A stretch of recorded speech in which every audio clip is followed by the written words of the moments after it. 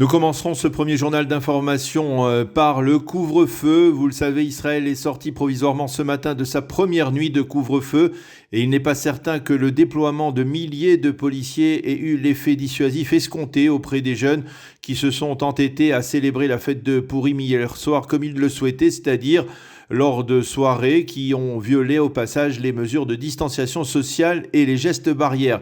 La police israélienne a déployé hier soir à partir de 20h des barrages sur les principaux axes routiers, mais certaines des célébrations prévues se sont apparemment poursuivies loin des yeux des policiers.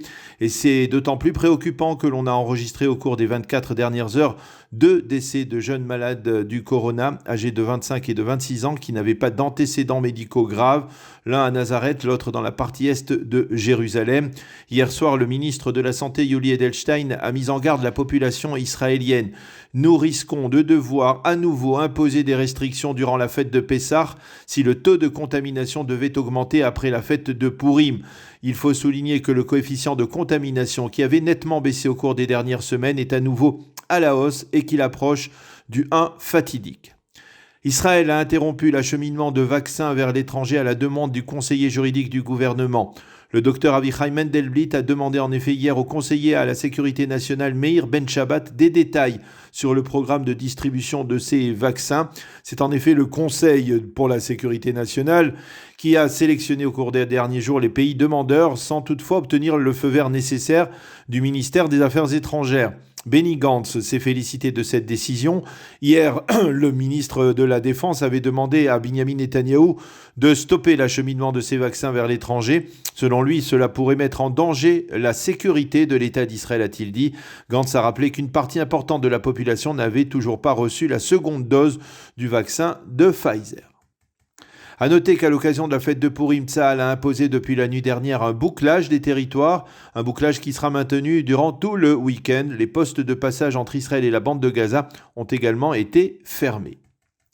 C'est la chaîne i24 News qui l'a annoncé hier soir. Israël, l'Arabie Saoudite et le Bahreïn négocieraient actuellement la formation d'une alliance sécuritaire qui se forgerait sur le modèle de l'OTAN. Objectif de cette alliance, faire face aux ennemis communs ou en particulier au régime iranien. Selon certaines sources, les discussions progresseraient afin de faire barrage au projet nucléaire iranien et pour empêcher la poursuite du programme de production de missiles balistiques en Iran.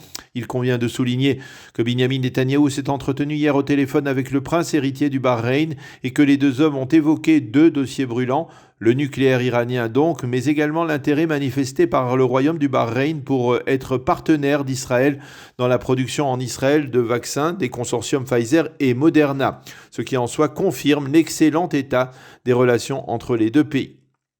Et puis dans la soirée d'hier, les forces américaines ont bombardé des bases de milices pro-iraniennes dans le nord-est de la Syrie. Il s'agit là de la première opération militaire d'envergure lancée par les Américains depuis l'arrivée de Joe Biden à la Maison-Blanche le 20 janvier dernier. Cette attaque est considérée comme une riposte aux agressions recensées ces derniers temps contre des intérêts américains et occidentaux en Irak. Selon un premier bilan, 17 personnes auraient été tuées durant ces raids aériens. Et puis nous terminerons ce premier journal d'information par un mot de politique en Israël avec une déclaration faite hier par Binyamin Netanyahou. Lors d'une interview à la chaîne 13, le Premier ministre a promis de ne pas utiliser sa fonction pour échapper à son procès. Il a souligné qu'il ne faisait pas de différence entre les citoyens israéliens dans la gestion de la crise sanitaire. Il a rappelé qu'Israël était le pays le plus avancé au monde dans le programme de vaccination. Il a insisté également sur les accords d'Abraham qu'il a conclus avec les pays du Golfe et avec le Maroc et qu'il investissait, a-t-il dit, beaucoup dans les efforts sécuritaires entrepris pour protéger Israël de la menace du nucléaire iranien. C'est la fin de ce premier journal d'information.